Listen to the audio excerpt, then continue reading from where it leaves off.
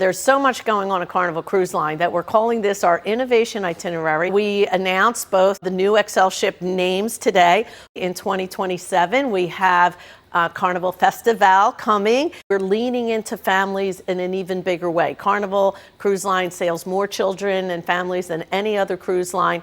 And with this XL4 and XL5, while we are replacing Bolt, the first roller coaster at sea, we've created an amazing new family, fun for all ages environment called Sunsation on the top decks of the ship.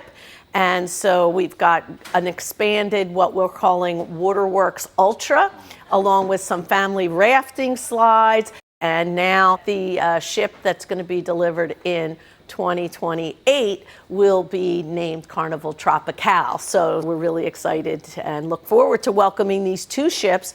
And we've just announced that we are going to be renaming Mahogany Bay to Isla Tropicale.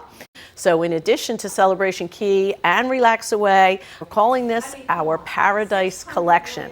Celebration Key is really the game changer and obviously the star of the collection because of the size, the scale, the experiences that we're building. We're so excited to be opening on July 19th officially. And so it's all very exciting.